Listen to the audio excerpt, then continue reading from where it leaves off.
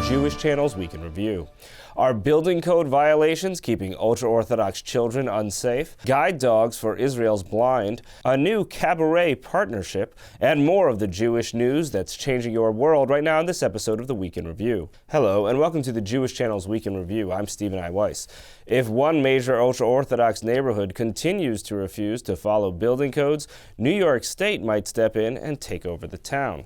Spring Valley, New York contains a large ultra-Orthodox enclave, and dozens of local yeshivas have been notified of violations of fire safety codes that they haven't fixed. It's the latest salvo in a years-long conflict between local governments and ultra-Orthodox communities in the area, and one that has come to include the local East Ramapo School Board, which now consists mostly of ultra-Orthodox members. The choices of that school board have already led the state to impose a state monitoring team on the board, and now the state has said it will take over the buildings department in the town if it can't figure out how to successfully inspect buildings and see violations corrected. Many buildings in the area simply aren't being inspected, and reported evidence of violations is stacking up. Many of the buildings that haven't been inspected are ultra-Orthodox establishments or homes, and such communities in that area have routinely been called out by fire departments for not allowing inspections and not correcting violations on the rare occasions when inspections do occur. On the topic of failing to keep children safe, an Orthodox rabbi has been sentenced to 22 years in prison for repeatedly sexually abusing minors. Rabbi Frederick Ephraim Karp was a chaplain at a retirement home in Ohio and had been the president of the Association of Jewish Chaplains until his arrest. Karp abused visitors to his home both in Cleveland and in his former home in Baltimore, and also abused those in homes he was visiting. In Israel, there is some good news for so-called Ethiopian Jews who've been protesting against discrimination since the beating of a black soldier by white Israeli police officers was caught on camera earlier this year. Israel's ministerial committee approved the expenditure of approximately $78 million on efforts at integrating Ethiopian Jews. One of the shifts included in the package is moving the portfolio of managing this process out of the Ministry of Absorption, which had developed a reputation for failing the Ethiopian Jewish community. Increasing funding for schools that have a majority of students who are of Ethiopian descent and increasing the number of teachers who are of Ethiopian descent are also part of the package. And for the first time, the committee overseeing Ethiopian integration will be comprised by at least 50% Jews of Ethiopian descent. Nonetheless, a marker of the failure of racial integration efforts in Israel came later in the week. Amid an effort by Israelis to stop a Palestinian terrorist attack, a crowd of Jews erroneously identified an Eritrean refugee as a second attacker and killed him. Seemingly the only indication used to identify the man as a terrorist was his skin color. Videos posted on the internet show the Eritrean man, Haftom Zarhum, continuing to be beaten even after he'd been shot and was largely motionless on the floor. He had a bench dropped on his head and was kicked and more after he seemed to be completely defenseless. Moving on, efforts within Israel to better include the sight-impaired include guide dogs for the blind, as Rebecca Honig-Friedman reports. This is Porgy, a very special dog who came all the way from Israel for this story. Porgy is a golden retriever yellow lab mix who was trained as a guide dog by the Israel Guide Dog Center for the Blind. He's a good dog. Aaron Barr is his two-legged companion. Man and dog are inseparable. I can't walk more than 20 feet without a dog. That's it. But with the dogs, I went all over the world. A veteran of the IDF, Barr was blinded and lost his left arm at 19 years old while serving as a paratrooper during the Suez Crisis in 1957. On a recent trip to New York to raise awareness about the Israel Guide Dog Center for the Blind, Barr explained that having a guide dog, Porgy is his sixth, allowed him to move on after his devastating injury. 2 weeks or so after I recuperated, I more or less knew what I was going to do. Yeah, I knew I was going to get a dog, and I knew I'm going to study in the university, and so on. Yeah. Now in his 70s, Barr is what's known as a Renaissance man, an accomplished scholar, novelist and poet, publisher, musician, and psychologist. He is even listed in the Guinness Book of World Records for having worked with a previous guide dog for a record 15 years.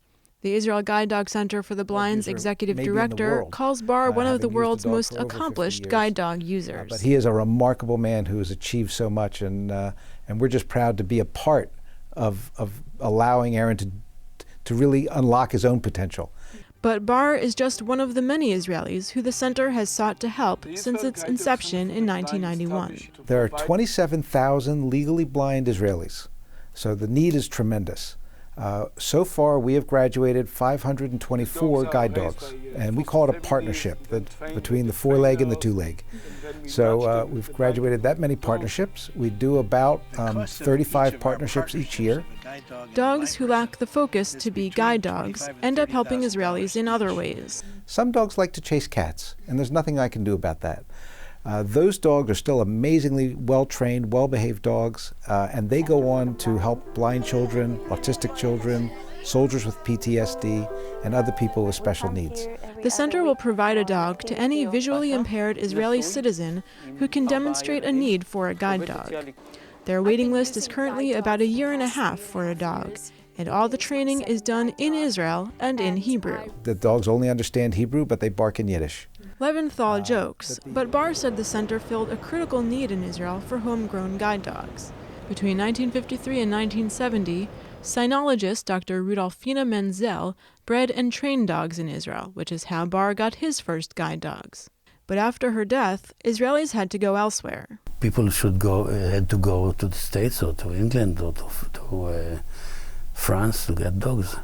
Mm-hmm. And that's very complicated. For most people don't know enough English to have the training, you know. Leventhal pointed out that in addition to the complications of travel and language, dogs trained elsewhere are not used to the particulars of Israeli living. Get a dog that was trained in New Jersey, that doesn't understand traffic circles, that doesn't understand cars park on the sidewalk, security barriers at intersections and in front of buildings, doesn't understand the sirens from the alarm system or a boom that happens a few blocks away. So imagine, I know my dog would be cowering under the bed if there was a siren going off. But these dogs are desensitized because they live in that environment. The center also provides local support for guide dog users in case additional training is needed. So what does make a good guide dog? Leventhal says the two most important lessons a dog like Porgy learns are critical space and intelligent disobedience. If you think about a guide dog working now, they have to take into account their two-leg partner. And they have to look for low overhanging branches and obstacles that weren't there the day before. And the other lesson that's very important is called intelligent disobedience, to choose to disobey a command. So they're trained to do that. So if you're at a stoplight and you give the command to go forward, if it's not safe, they choose to disobey and don't allow you to get into a dangerous situation. At the end of the day, Bar said, a guide dog like Porgy's success is the result of their close partnership. Alone, he's just a dog, you know. Mm-hmm. But together, we are a good team, you know, great team. For more information about the Israel Guide Dog Center for the Blind, visit their website, israelguidedog.org. For the Jewish Channel, I'm Rebecca Honig-Friedman. Thank you, Rebecca. A new partnership promises great things in the world of cabaret, as Meredith Gansman reports in a segment from our theater show, Row J. I love a piano. I love to hear somebody play on a piano, a grand piano. It simply carries me away. Singer and pianist Michael Feinstein has always been on top of the Great American Songbook, but now he's headed underground, to 54 Below, that is. Last month, the musician went into partnership with the Broadway supper club 54 Below, now known as Feinsteins 54 Below. To now have Feinsteins 54 Below is special to me because I have missed not having a nightclub in New York, and this is a great room, and collaboratively we'll be able to do a lot of great things. Feinstein will perform at the club twice a year, starting in December, and plans to curate a variety of shows, upholding the classic American Songbook. He's the major icon now of the Great American Songbook and our great hope for preserving it, I would say, because with the advent of rock and roll, that sort of music has sort of been dispersed and diminished to some extent. It's about connecting older music with more contemporary audiences, Feinstein says. So this is really kind of like a playpen in that there's so much opportunity, not only for me personally, but to bring in emerging talent. and also kids who have won the Great American Songbook Foundation. There are these amazing high school kids who love and embrace the Great American Songbook, to bring them in, because these are the stars of the future and people will connect with them. And Feinstein is enjoying his new stage, Beneath the Streets. This is about fun for me. I'm at a point in my life where I want to put good things in the world. I want to do no harm, and keep remembering that I am so blessed to be able to make music for a living and to do what I can to try and help make lives more bearable in a time when we need what music can bring as a healing tool, as an inspirational thing, and also as something that is a communal experience, and that is what is so great about this space. You can see Michael Feinstein at Feinsteins 54 Below beginning December 20th with select dates through December 30th. For the Jewish Channel, I'm Meredith Gansman.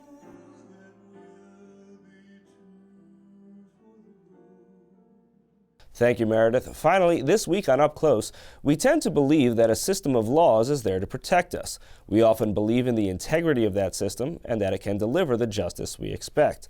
The largest verdict for environmental damages in history will forever be quite tainted.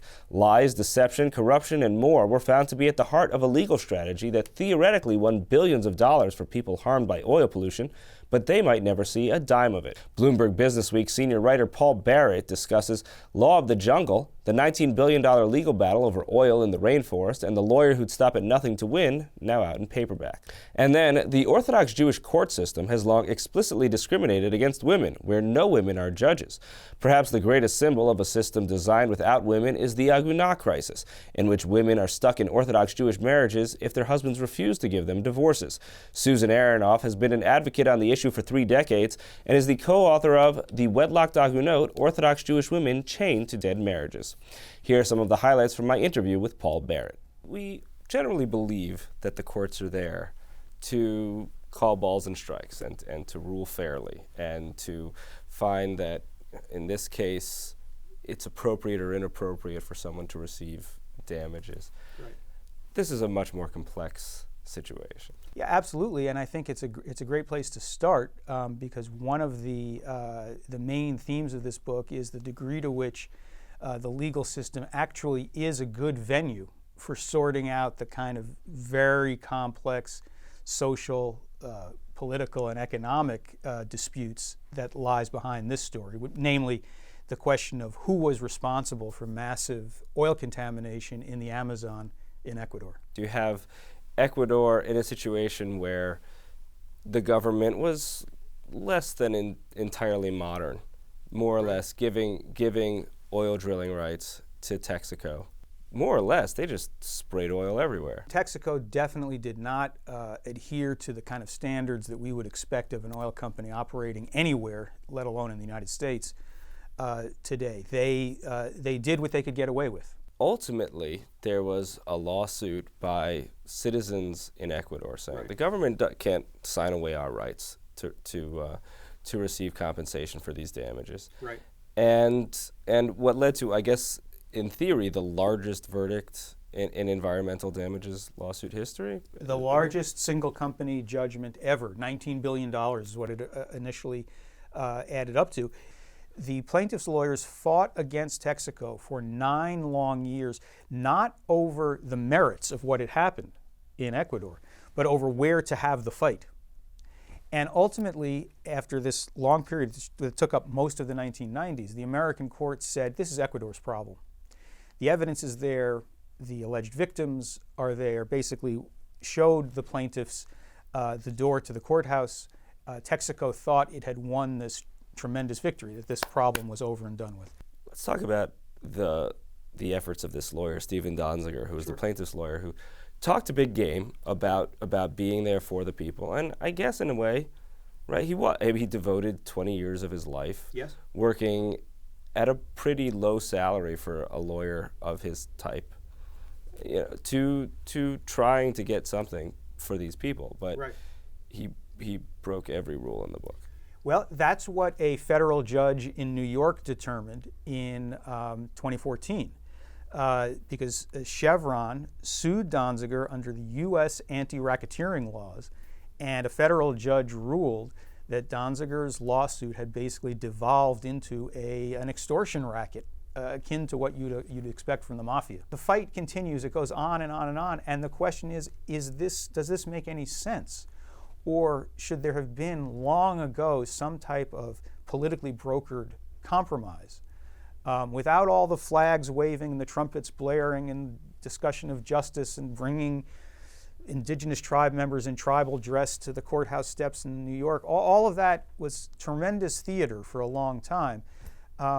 But it doesn't always lead to justice, and this case is not unique in that regard. You can see the full episode of Up Close on the Jewish Channel on cable. You can also listen to the full audio of Up Close as a podcast, available on iTunes or in your favorite podcast player. That's all for this week. From all of us here at the Jewish Channel, be well.